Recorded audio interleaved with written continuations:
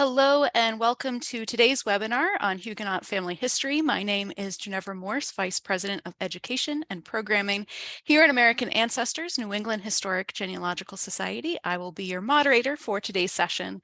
This program is brought to you by the Brew Family Learning Center. American Ancestors New England Historic Genealogical Society is a nonprofit organization supported by our members and donors. We provide resources and expertise in nearly all aspects of family history and are pleased to offer such programming for our members and friends around the world. Our presenter today is Senior Genealogist Rhonda McClure. Rhonda is a nationally recognized professional genealogist and lecturer. Before joining American Ancestors in 2006, she ran her own genealogical business for 18 years. She was a contributing editor for Heritage Quest magazine, Biography magazine, and was a contributor to the History Channel magazine, as well as American History magazine. In addition to numerous articles, she is the author of several books, including the award-winning The Complete Idiot's Guide to Online Genealogy, Finding Your Famous and Infamous Ancestors, and Digitizing Your Family History. She's also the editor of the newest edition of the Genealogist Handbook for New England Research, now in its 6th edition. Her areas of expertise include immigration and naturalization, late 19th and early 20th century urban research, New England, Midwest, Southern German, Italian, Scottish, Irish, French Canadian, and New Brunswick research. Now, the Huguenots were French Protestants persecuted by a staunchly Catholic government. Thousands fled France in the 16th and 17th centuries, seeking refuge across Europe, Africa, and North America, including areas of New York, New Jersey, Pennsylvania, Virginia, and South Carolina. So today, Rhonda will go over or to tell you more about these religious refugees, where they came from, where they settled in America and elsewhere, and how to research them using several published resources. At any point during the presentation, feel free to type your question into the Q&A panel at the bottom of your screen. We'll address those at the end. There is a syllabus for this session that can be purchased from our online bookstore. You'll find a link to that in your reminder emails, as well as in your follow-up email after today's broadcast. I'll also be dropping that in the chat panel in just a moment. We're also recording this event, and starting tomorrow, you can easily and freely go back and review any of the content from the presentation on our website, as well as our YouTube channel. So if you miss something on today's first listen, don't worry. You can always review the presentation later. You can pause it. So don't feel as if you don't need to take kind of copious amounts of notes today. You'll be able to access the recording for the foreseeable future. All right, so without further ado, I will turn things over to Rhonda. Good afternoon, everyone, and thank you for joining us. It's exciting to talk about the Huguenots. You know, a lot of us maybe have heard stories, but we don't really fully understand all the encompassing things that, you know, and all the people who might connect to the Huguenot religious descents. So we are going to get started with that. First up, I do want to mention another term that you often hear in conjunction with Huguenots, and that is Walloons. The Walloons were basically a French dialect speaking group of individuals who were made up roughly about a third of the population of what is today known as Belgium.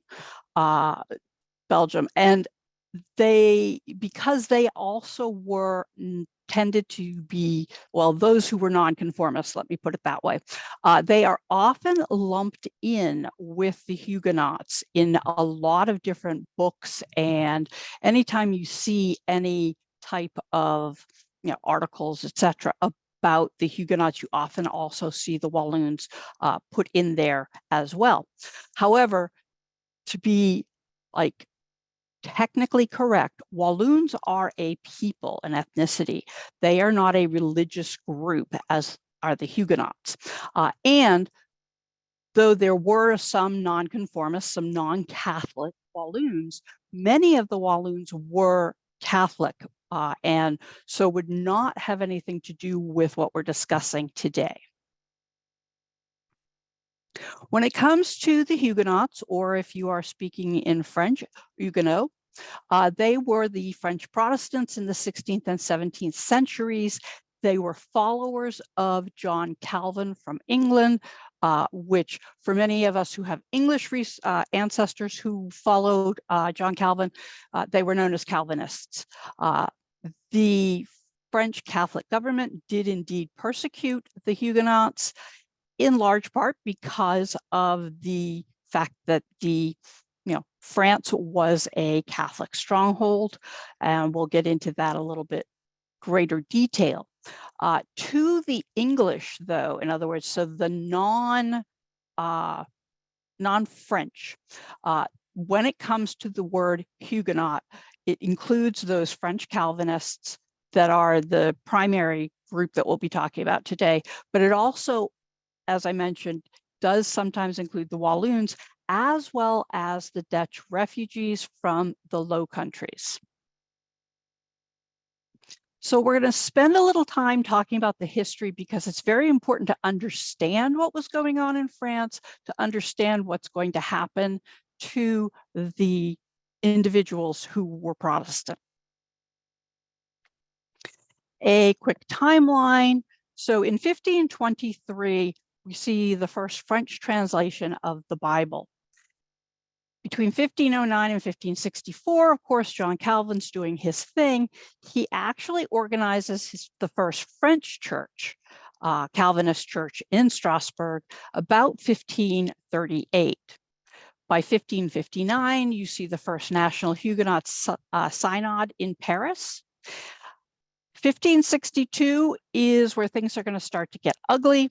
The Massacre of Vassy is a kind of a big deal. It was, so up to that point, there had been kind of a religious tolerance, in large part because of the queen of the time, which was Catherine de' Medici. And unfortunately, while she was very, very tolerant of the Protestants, that toleration really didn't extend as far as we would like outside of where the palace was in Paris. There was also some tensions between her and the Duke of Guise, who had been helping to raise one of her children as an educator. Anyway, Francis, the Duke of Guise, sent his men to break up a Protestant worship service in March of 1562 and wound up killing at least 50 congregants in what has become known as the Massacre at Vassy. This sort of begins what is known as the French Wars of Religion, because, you whack us, we whack you, and it starts to go back and forth. The Protestants retaliated under the leadership of a man known as Louis de Bourbon, the Prince of Condé, who had actually been teaching the Queen's earlier son, one of the sons who died, and then was replaced by the Duke of Guise. So you've sort of got a lot of things going on here, in large part because of the, maybe jealousy, whatever, and the two different religions. And so the Louis de Bourbon, he seizes the city of Orleans, where the Protestants are going to kind of settle down in April of 1562. And from that point on, we just have a whole lot of things going on, including a very widespread slaughter of French Protestants by Catholics that began 24 August 1572 and actually lasted over 2 months, resulting in the deaths of somewhere between 5,000 and 25,000 people in what was known as the Massacre at St. Bartholomew. Ultimately, they're getting tired of this, the king's getting tired, and so the Edict of Nantes is signed, which basically says, knock it off, we're going to have toleration, Protestants are going to get their thing, and we'll go into the edict in a moment. And then in 1685, we have the revocation of the Edict of Nantes, which is going to cause the large numbers of individuals leaving, the Protestant French leaving, which is where all of us kind of can trace back to other countries and ultimately go back to France. The Edict of Nantes in 1598 was signed by King Henry IV, and what it did is it granted religious liberty to Protestant subjects such as the Huguenots. Among other things, they were allowed to practice their religion in certain towns in France. This meant that they were not to be persecuted or picked on in those areas. They were allowed to hold office. They could maintain their own schools and their own military, both of which were going to be paid by the French government. They were also allowed to engage in certain trades and to freely travel within France itself. And finally, they could bury their dead in their own cemeteries. As we jump forward to 1685, the Edict of Fontainebleau. This is also usually referred to as the revocation of the Edict of Nantes. It was signed by King Louis XIV of France, and it is the kind of the culmination of things that had been happening. Early 1600s, we had some kind of persecution, but on a small scale of the Protestants. And so things are starting to ramp up again between the Catholics and the Protestants. By 1681, we find basically the official persecution is it's kind of got like the sign of the king on it. Basically, dragoons were billeted in various Protestant households.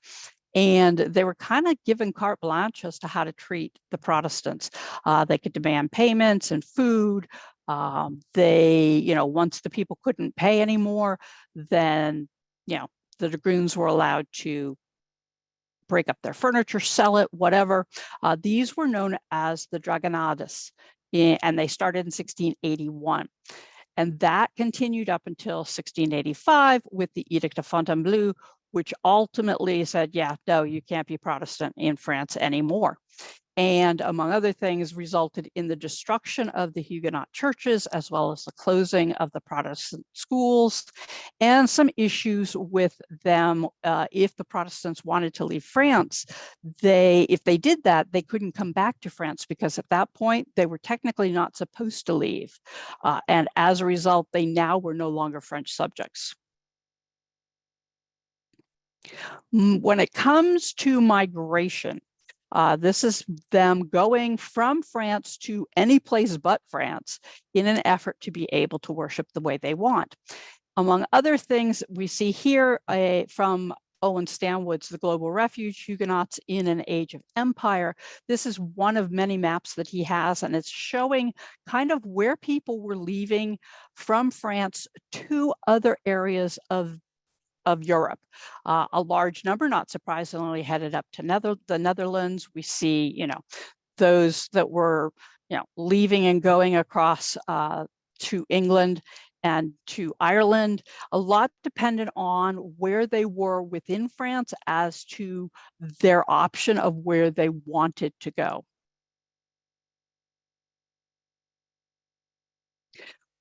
The Huguenot settlements, as they have been called, are broken down here. Pretty much this is just, kind of arranged alphabetically, but roughly 10,000 refugees headed to America.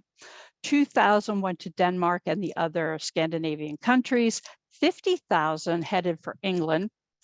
30,000 headed for Germany, with 80% of those going to the area known as Brandenburg, Prussia at the time. Another 10,000 went to Ireland, 60,000, the most of all of the refugees, went to the Netherlands. A small group of 400 went to South Africa, and 22,000 went to Switzerland. Here you can kind of see a breakup in like a pie chart of the difference of the numbers that I just showed you, but in a percentage style.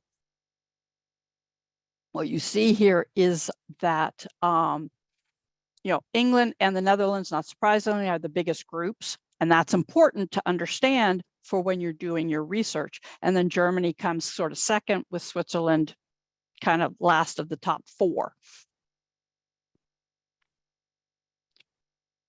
As I just mentioned, the most popular places for refuge were the Netherlands and the British Isles. Generally speaking, the Netherlands, if they, if they were up in that area where it was easy to travel to, if it was easier to go across the water to the British Isles, many of them headed to England. And of the British Isles, it was really England and Ireland, and England had attracted the largest number.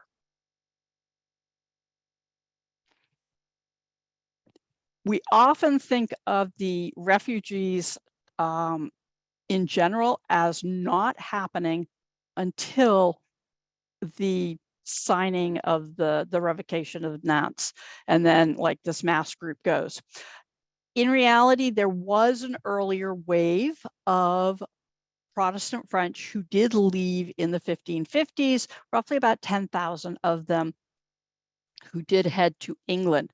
The big one, obviously, though, was the second wave of refugees to England, which was right after the signing of the revocation, and that started this flow. And that was roughly between 40 and 50,000 who headed that way.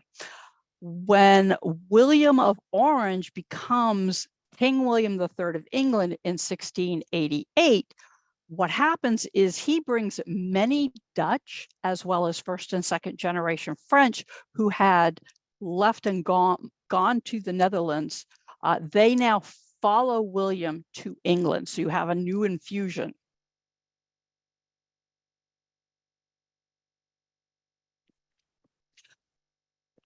Probably it's often been referred to as the mother of all Huguenot churches in England is the French church of Threadneedle Street. Originally, the chapel and sacristy of the Hospital of St. Anthony. It was granted by the Dean and Canons of Windsor in 1550 to the French-speaking refugees, that early wave of individuals. It was the largest and most powerful of the Huguenot churches in England. And as I mentioned, it was sort of considered the mother church of all the French and Walloon communities in England. For those 10,000 who kind of headed straight for America, here is another map from Owen Stanwood's The Global Refugee or Global Refuge. And he has identified the center of Huguenot settlements with stars. So everywhere that you see a star, that was a Huguenot settlement. Whether or not it survived remains to be seen. Some of these were early, and are areas that didn't actually survive. Of those North American settlements, you have the Lunenburg settlement in Nova Scotia. There were 3 main settlements in New England, in Boston, Massachusetts, Narragansett, Rhode Island, and Oxford, Mass. 3 in New York, not surprisingly, due to the influx of the Dutch as well, at New Paltz, New Rochelle, and New York. Virginia had their main settlement at Manikintown, huge, prosperous group. South Carolina had 4 at New Bordeaux, which the name just alone kind of clues you in that they were coming from France. The Orange Quarter, Perrysburg, and Santee. And then there was a settlement at Pensacola, Florida.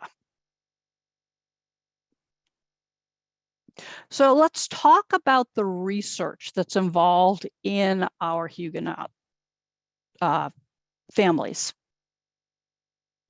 First off, Huguenot connections. Usually people start thinking about Huguenots because there's a family story that they are of Huguenot descent. That may or may not be true, as we know with most of our family stories. There's always a grain of truth. It's trying to figure out which grain of the story is the truth. Another clue could be if you're back to the mid-18th century in England, or perhaps earlier in North America, and the name is kind of morphing to something that could possibly be a French name. That could also be another clue that you have a Huguenot connection. could be the result of a brick wall that all of a sudden it seems like this person is sort of there. We often talk about the aliens dropping off our ancestors.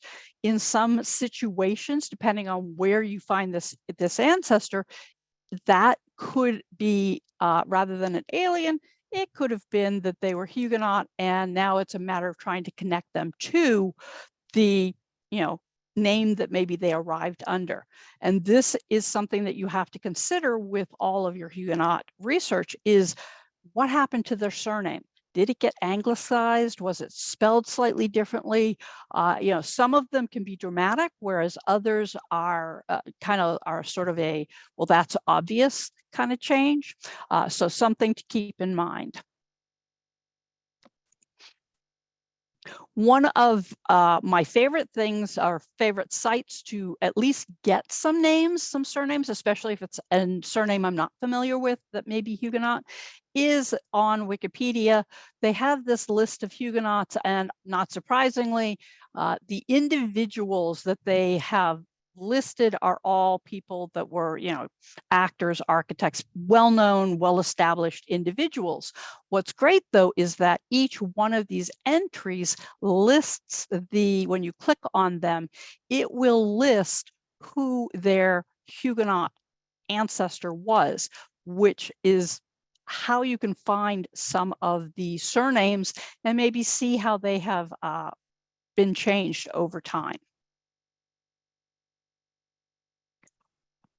As one of the things that I did many, many years ago before I joined NEHGS, I used to work with A&E Network, and I would do a lot of genealogy for them for their biography episodes in their magazine. Not surprisingly, that was a lot of celebrities, actors, actresses, whatnot. One of those individuals that I ended up researching was Johnny Depp. So he's here along with his daughter, and they both descend from Jean and Pierre Dieppe. They're saying here of Dieppe, Normandy. That's still open for interpretation. But if you click on not the name just takes you to the individual, the write-up on that individual, his little biography. But if you click on the footnotes, this is where we're going to find some interesting possible resources that might help you also with your research. Now, obviously, doing research for your Huguenots, there is nothing different up to a certain point from any other genealogical research. It's important that you get back to a certain level. And for many of us, that level has to be at least somewhere in the mid-1700s, if not earlier. And so here is a very old record that kind of compilation I was working on when I did Johnny Depp's research. And it starts with his grandfather, Owen Robert T. Depp, at the very, very top. And the numbers that are doubling, 8, 16, and we get down to 128, which is William Depp.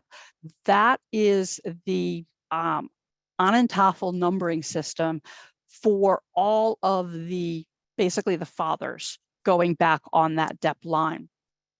We get back to William Depp, and information told me that he was born 25 March 1761 in Powhatan County, Virginia. You'll notice that I've got a little pencil mark there that says 21 March that I'd gotten from something else. So this is sort of my working document. I'm very color oriented, so I often will put things in different colors to help them stand out. But what I did manage to do was to find an article that had been published on Jean Depp and his descendants that went up to William Depp, and it did go slightly further. But this was in a scholarly publication, the Genealogist. And scholarly publications are kind of the way that we want to go because of the research that's involved. Ideally, when it comes to doing any kind of genealogical research, but more importantly, I think for any family story that you have, including a Huguenot connection is to rely on as many original records and scholarly compilations as possible.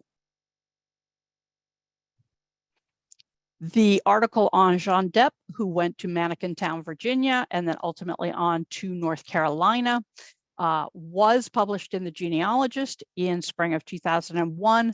And again, some of the scholarly journals would include like the New England Historical and Genealogical Register, the Genealogist, the American Genealogist, the Virginia Genealogist. There's a number of scholarly journals that publish this type of information, and they go through a vetting process. So it's not just you write something up and it gets published. No, it gets verified to make sure that the information that is being published is accurate. When looking at the footnotes, it's always a good idea to look at the resources and see if you can get access to those resources, digitally in a library or whatnot.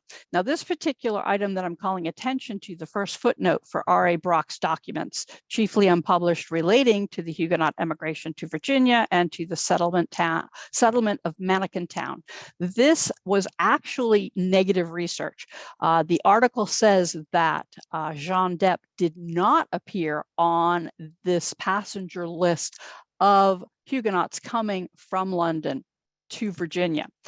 Negative research is just as important. However, the reason I'm bringing your attention to it is that, yes, it was negative for Jean Depp, but your ancestor could be on this list of passengers, especially if your ancestors landed in Virginia. One of the other footnotes was mentioned the legislative journals of the Council of Colonial Virginia. And the reason that I bring this up is that it is a resource that you probably would not think to look at because you're thinking in terms of, oh, it's just about the laws. When you're researching any difficult line, and the Huguenots can be extremely difficult because you're in certain areas that don't have the greatest records and whatnot, it's always important to expand your research to what we would consider to be non-genealogically warm and fuzzy records. And so by, again, using this article as an example, we can see that he did find information in volume 1 on page 390 of the Legislative Journal, which is available electronically. By going and finding the book, in this case on Google Books, and then I did start the initial search with the name of John Depp, because in the article it did say it was spelled John and then DEP. I was told nothing was found in the book.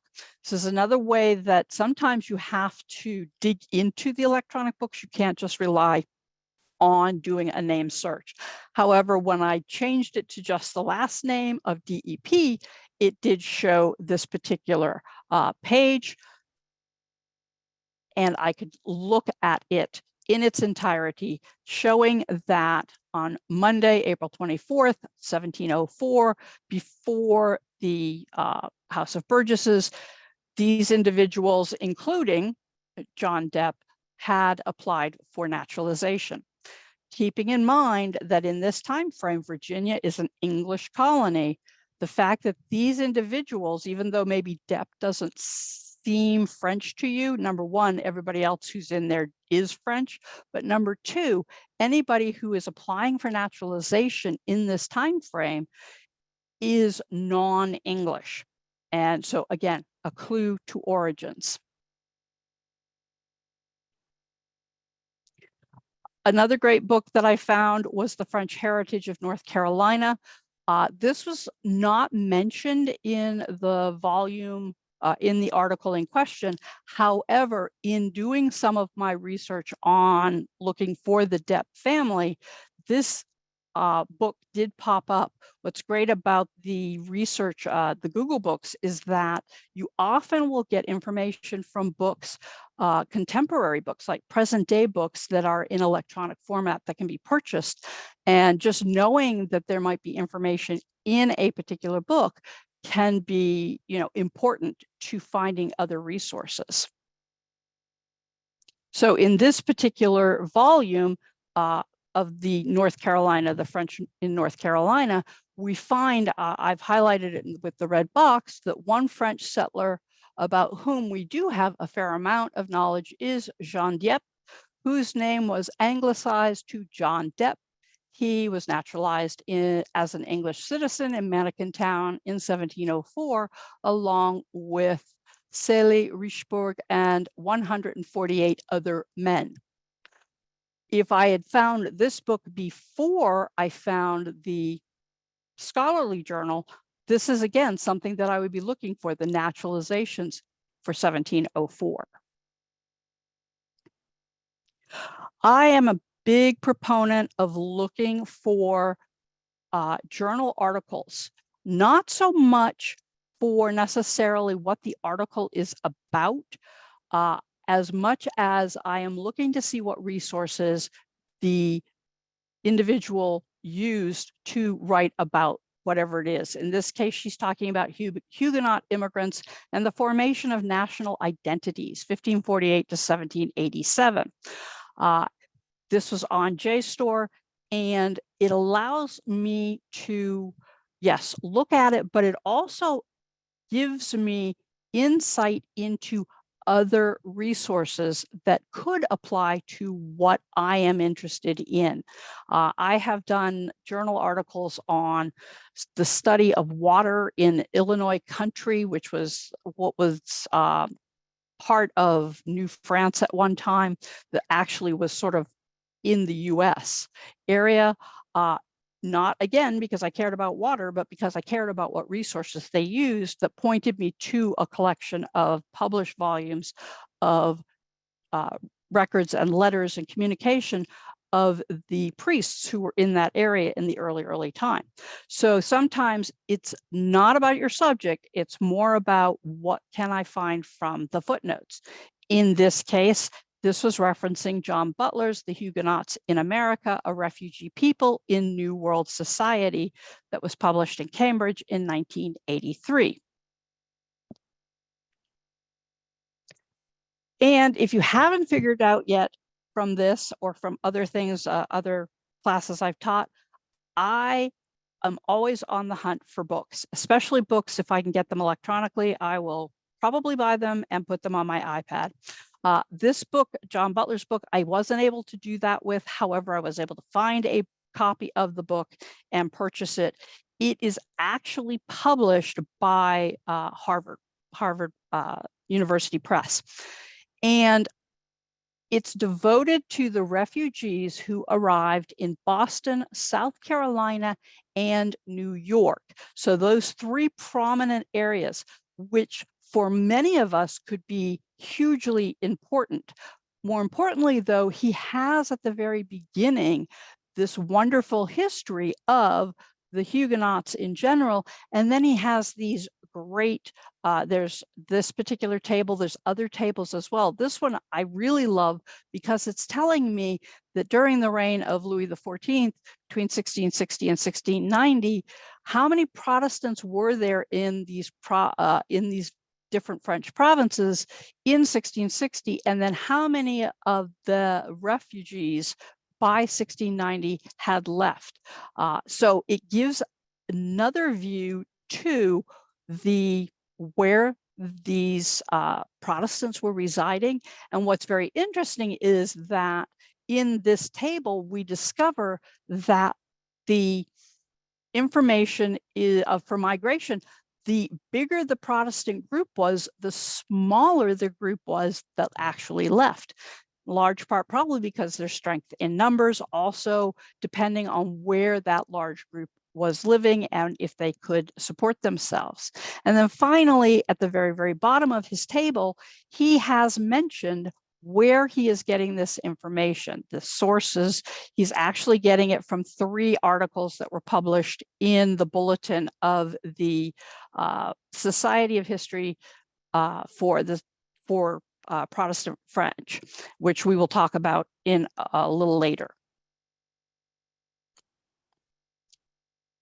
There's all sorts of books out, and you go to Google and you just put in Huguenot, and you'd be surprised how many things pop up.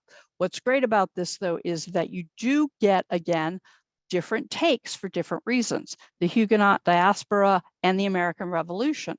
Well, there were a lot of people who had come by the American Revolution, and we see here first under Kings Mountain, the battle in 1780 in South Carolina, that they're in the Patriot group who, though having less men, actually win the battle. We find that there is a Lieutenant Colonel John Sevier and his brother Captain Robert Sevier, who are Huguenots, who originally spelled their family name Xavier, Xavier, and they give a little bit about that. Then they talk about one of the other men who was serving with the 2 Sevier brothers, and that is frontiersman John Crockett. And it mentions John's family name had originally been de Crockett. They have it here as de Crocketag, but that's perhaps a misspelling of that particular name. John Crockett, who served at Kings Mountain, is the father of somebody we all know, who is Davy Crockett. And the family story or the family ancestry has been put here very, very loosely. Showing John's parents were David Crockett and Elizabeth Hedge, that David's father, William David Crockett, was born in Pennsylvania, was the son of Joseph Louis Crockett and Sarah Stewart. Joseph was born in Ireland. He is supposedly the son of Antoine de Saussure-Perronet de Crocketaine, the Tagne, which is the more traditional spelling I find for this. And supposedly Antoine served in the household troops of King Louis XIV, and that Antoine was the son of a Gabriel Gustave de Crocketaine. You find a lot of ancestry and stories about Davy Crockett's ancestors. I found this very interesting and very lengthy Huguenot lineage attached to a person's family tree on Ancestry. Sadly, no source citations. However, I highlighted some information about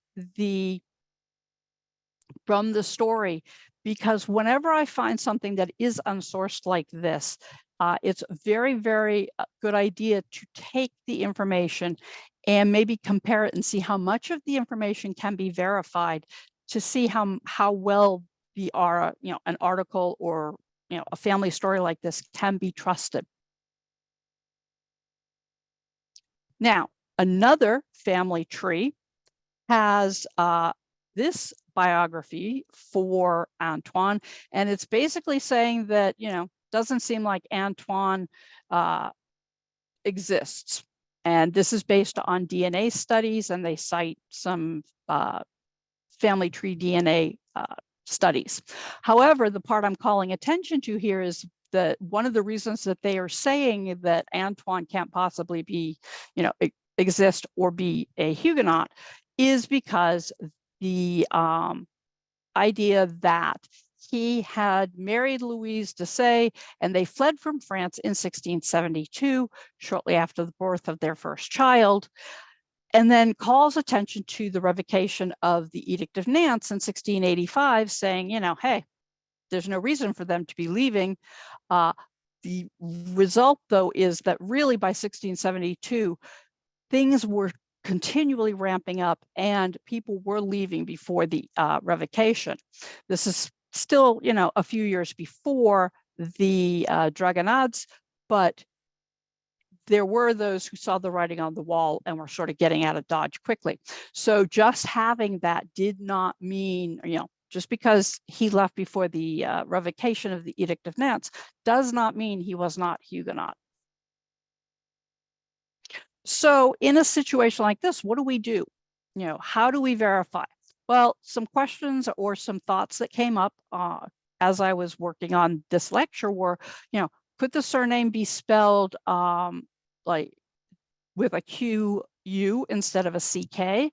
That would have had the same K sound. So, a variation in spelling. Could, can Antoine's military service be verified? Did he really serve in the household guard? There was in the big story mentioned that Louise had a relationship to the ancestors of the Marquis de Lafayette, and could they be verified? Could I verify that? And more importantly, do the Huguenot societies, which are all lineage societies, accept Antoine as what's known as a verified ancestor? So the first thing that I wanted to do was to verify that siege, that Huguenot uprising in 1621. And among other things, I found this lovely military map that was actually out of the United Kingdom. However, it is written in Italian, talking about the siege of Montauban in 1621. And at the very, very bottom of this write-up, we have literally a copyright, for lack of a better term, that says 1621. Now, this was talking about the various avenues and like how the city was arranged. But if you read into it, it is literally talking about what happened in 1621 between the Protestants and the Catholics. So whenever I have a lot of stories and I'm trying to get to the heart of the matter, one of the things that I will do is I'll create a Word doc. On one side, I'll have the story, quote, facts, and then on the other side, I'll have facts that can be verified and how I got that information. And this is just a quick worksheet to showing you how I get started. So I kind of mined the information from the big story that I found on Ancestry, putting in some of the information. And now in the story, they said that the battle, the Huguenot rebellion in Montauban happened in 1629. It actually happened in 1621. I have other items in here. One of the things was that they said that Joseph Louis, and I misspelled that, shouldn't be Louise, it should be Louis Crockett, was born 9 January 1676 at Bantry Bay, County Cork, Ireland. Well, in the first place, Bantry Bay is water. However, there is a village called Bantry, as well as some of the other villages that are on the bay. They are in the civil parish in Ireland for Kilmacomog parish. The records, however, the surviving church records do not go back to 1676. Doesn't mean that they didn't exist when this first, like when people were first compiling information about Joseph. It just means it's going to be that much harder to prove now. As I mentioned, one of my big for anything where it's a lineage-based kind of situation, it could be a war soldier, it could be anything, but the Huguenots, most of your Huguenot societies do require that you be descended from a qualifying ancestor in order to become a member.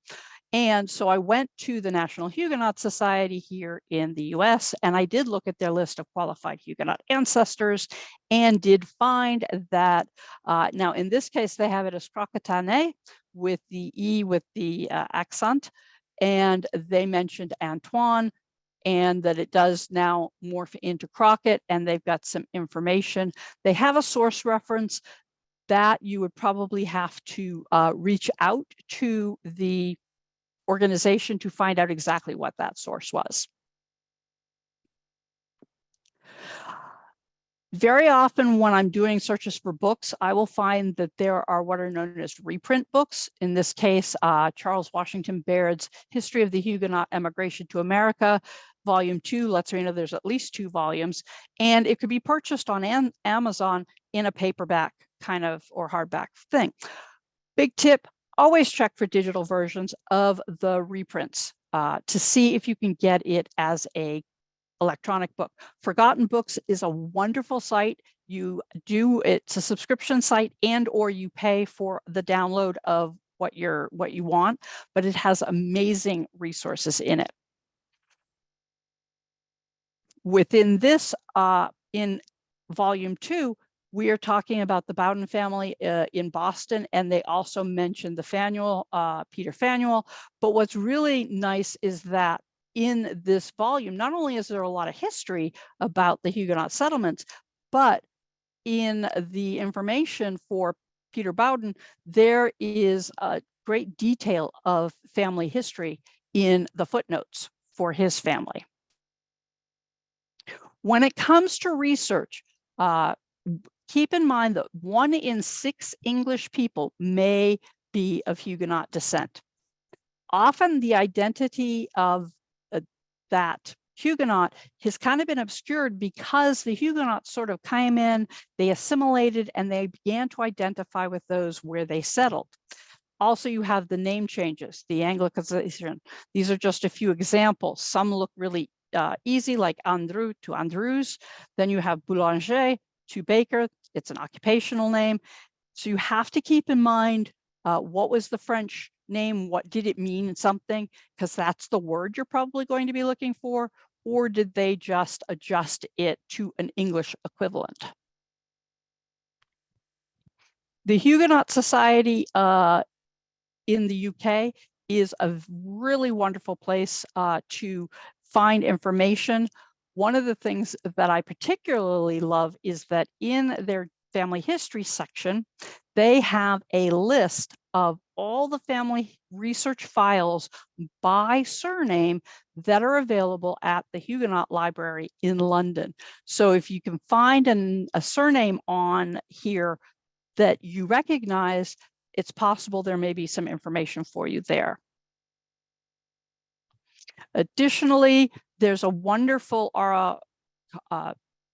article that was published on the BYU Family Historian website in volume 6, all that details the researching of the Huguenot settlers in Ireland. She's got a preamble, she's got an introduction to obviously Protestantism in France, and then there's a great deal of information about how to research your Huguenots in Ireland.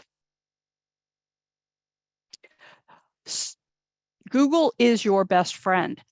If you know you have family in Ireland, do Huguenots, Ireland, or Huguenot. I often use the singular because that's more often the way I find it spelled, and then Ireland or England or whatever. And you may come across something such as this that was put online by the Library of Ireland. It's part of the Irish Pedigrees series, but it's devoted to the Huguenots. And if you click on that section navigation, you will find a whole bunch of sub areas. The Huguenots of Lisburn is a complete book that's available for free that is online through lisburn.com. Among other things, again, check out that bibliography, see what they used as you're researching your family. This is that bibliography in the Huguenots of Lisburn. 4 generations, the French immigrants had become assimilated. That's important to remember. Again, look to see what we've got. We've got the French Huguenots in Ireland, their struggle in 1925. You can look for that. Again, anything pre-1928, I go to Google and see if the book is electronically available somehow.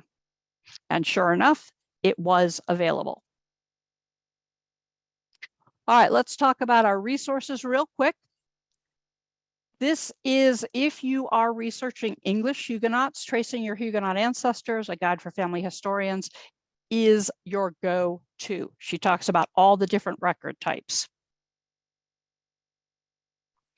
There is also, from the Huguenot Society, there's a general index to their published volumes. It's 424 pages. It is a searchable PDF file. It shows all the titles. It shows where the original article is. Some of the proceedings, that was what they were, the publication was called at the time, may be found on Internet Archive, archive.org. Again, you may be able to find some information on JSTOR as well. Remember, though, a lot of the resources are probably going to be in French.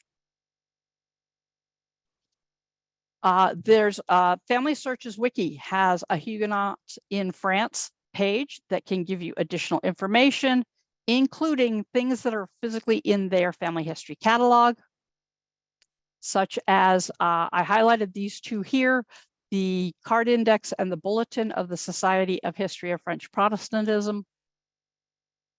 In the first one, I did have to play around a little bit with it because, again, it is in French, so it became necessary to kind of look for the Bibliothèque Wallonne as an author, which eventually had me find it. And then for the publication from the bulletin, I used the title of the bulletin in the catalog, and that took me to the bulletin. Also, the bulletin in its, with the exception of the last 2 years, is available on JSTOR as well. And it shows you the title history, how it's changed over the years. A real good go-to that is available from the National Huguenot Society is Melford S. Dickerson's Huguenot Lineage Research, a bibliography based on migration routes. It's literally arranged by places and tells you what's been published. Some major websites, we won't spend too much time on these. I'll show you each one of them very quickly. They're all in the handout, as well as the URLs are on the slides here. This is the Society of French, the History of French Protestantism. This is who publishes the bulletin that we were just talking about. And in their catalogs, they have a catalog of manuscripts. So all the kind of one-of-a-kind things, there are 1,792 of them. And one of the things I did was to use, because it's a PDF file, I just did a find, a search, and there were this is one of 130 items that mentioned Montauban. Again, the Huguenot Society of the UK, we've kind of talked about a little bit, and they have some publications in family history. Again, most of these you have to be a member of through descent. There are a ton of US sites as well. There's the National Huguenot Society, and we'll look at each one of these as well. So this is the National Huguenot Society. This is who does the Dickerson book. You can order it. They send it out really, really quickly. There's the Huguenot Society of America, slightly different organization. The Huguenot Society of South Carolina. And in their research, they have made their publication freely available. So you can look up what they've already published. And there is the Huguenot Society for Manikintown in Virginia. They have a ton of great stuff, including the registered lineages. So they've got not just the ancestor, but second and third generations as well. And then, of course, don't forget all of your general websites. These are very valuable in your research. Yeah, Ancestry has quite a few Huguenots. I said go to the card catalog, use the keyword search for the word Huguenot to make sure you get everything that's available. Again, family search, sometimes it's just a matter of doing a search on what you're looking for. This happens to be the registers for the Church of the Artillery in Spitalfield, another Huguenot stronghold in England. That is available from home. You can look at the images to that register. And you'll see that they have the baptisms and whatnot as you go forward. One that you might not think of is the genealogist. In the UK, this is a subscription site. I put in Huguenots as a keyword, and then it does require that I put in a couple of the first 2 letters of a surname. I just went with CR just to see what happened. And among other things, I managed to find mention of some information in a book on the county families. Over to the left is the whole breakdown of this particular book. To the right is the actual scan image. And then you'll see that there was a little notation for Jean Dubellay, and it tells me information about his Huguenot connection and the fact that they went to Holland first. So in review, many individuals have Huguenot ancestry. The research can be hampered due to the period and record loss. There are many publications that exist on the Huguenot history based on location, especially where they settled. And there are many helpful Huguenot organizations as well. All right. Well, thank you so much, Rhonda. So let's, before we get to your questions, we do have time for some questions. I do want to tell you just about a few upcoming programs. First of all, because many of your Huguenots may have wound up in Pennsylvania, I wanted to let you know about this Pennsylvania research online seminar that's just happened last night or started last night. You can still register. It's 4 weeks. We take a century by century look at Pennsylvania research. If you're in the New York City area, you may want to join us this coming Saturday for Tracing Colonial Ancestors in New York and New England. Christopher Child and David Allen Lambert will be leading that seminar, and it will be held at the Museum of the City of New York. And then, of course, later this month on May 25th, we'll have another online lecture, a free webinar on getting started in Lithuanian family history research. So if you're interested in these and our other programs, just go to americanancestors.org/events. All right, so let's get to some questions. First of all, several people are asking about, what's the best resource for this specific place, or so, are there certain Google terms that you suggest, or a certain reference work as a go-to to kind of see what's available place by place?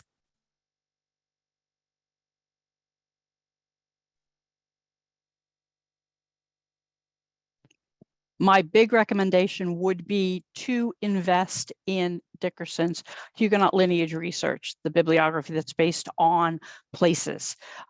That is a great starting point to see what has already been published for a specific area. It's like $20. Like I said, they send it out super quick, and that will at least give you something to look at. Great. There are also some questions about, is this certain group from France considered Huguenots? How do you know? So the Huguenots are very specifically identified based on 1550 to that 16, the mass refugees after the revocation of the Edict of Nantes. There may be some other organized, Protestant groups. The big thing would be to identify where they established their following their first gathering. It may, while the person in charge may have been French, doesn't mean that they started their religion or their group in France. So it's always important to investigate that. As well as maybe looking at some of the histories that I've put in the bibliography of the handout. A lot of them talk about the overall history. They've been published from early 1900s and whatnot. And they give great detail. They're 2 and 3 volume ones. Now, Marjorie brings up or says that I have an ancestor who left France for Quebec in 1667, so around the same time period. Might that migration route, would they have been Huguenot or likely something else? So traditionally, I mean, not everybody got the memo, but traditionally, if you have somebody going from France to Quebec, that was New France. Nothing is different. That's like, the Catholics still rule everything in Quebec. Look to see if they were Catholic when they get to Quebec. If they were, then they were probably Catholic back in France as well. You also mentioned that Huguenots often assimilated with kind of the culture or even the religion. So Susan asks, which denominations in the American colonies in particular did Huguenots tend to join? It can vary largely. In some instances, some of those who ended up in England, again, that was Anglican, aka Episcopal to us in America. That was the state church. Some actually began going there because there were consequences to not going to the state church. So in some situations, you may find that they do all of a sudden start going to the Anglican church. Again, exhaust all of the French churches, the nonconformist churches first to see if you can find your ancestors there, but don't be surprised if they did do that. Same thing, it's in Ireland, that would have been, again, Anglican Church of Ireland, but look to that as an alternative. Now, Cynthia asks, how much French do you need to know in order to kind of follow this research, and can accurate English translations be found? Some things do have translations, yes. So some of the books, there's one 2-volume set that has an English translation that I've included in the handout, both the English and the French version of it. In large part, the articles and things, like if you find things on JSTOR, they may be in French. Anything that was in the bulletin from the Historical Society of French Protestantism, that's going to be in French because that originates in France. What you could do is to look at a particular paragraph, and if it looks like it's of interest, use Google Translate and or hire a translator. Right, and if you do want to kind of take your research back to France, that's a whole other course seminar. But any kind of tips or first suggestions on kind of making that leap and starting to delve into records in France? Is it possible? So the first thing is you have to know the exact town where your ancestors coming from, and you have to know. So the first thing would be to exhaust any parish registers that are available through the department archives. So the town is in a province, and then there's a department archive that has these records. A lot of them have digitized their earliest church records. Keep in mind, those are the Catholic Church records. However, some things may have been done in the Catholic Church, perhaps marriages especially, but a lot of the Protestant churches, there may not be records that survive, or you may have to reach out to the archive in that department to see if they have anything. All right. Well, thank you so much, Rhonda. I know that there were several questions that we didn't get to throughout the presentation. Rhonda did mention the syllabus that's available for sale at our online bookstore. That link has been shared with you in your reminder emails, as well as in the follow-up email that you'll receive later today. I also just dropped the link on the in the chat, and I'll also post it when we post the video to YouTube, as well as our website. So lots of places to find that syllabus if you do want that the full references to all of the resources that Rhonda mentioned today. I also want to mention that if you would like us to do research on your behalf, you can write to research@nehgs.org.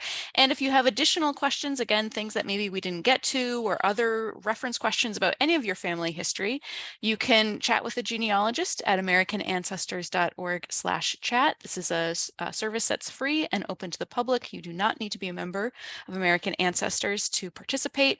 And that is available Tuesday through Saturday, 9 to 5 Eastern Time, with extended hours on Wednesday, 9 to 8 p.m. Eastern Time. So thank you again for joining us today. As you leave the event, you'll have the opportunity to fill out a survey and give us your feedback. As we continue to expand our webinars and online offerings, any feedback is helpful and appreciated. This free webinar was made possible by the generous support of members and friends around the world. Please consider making a gift to American ancestors to keep these programs free and to create more. And if you'd like to access more how-to resources or learn about upcoming online educational programs, please visit our online learning center at americanancestors.org. Thank you again, and I hope to see you at our online programs in the future. Goodbye for now.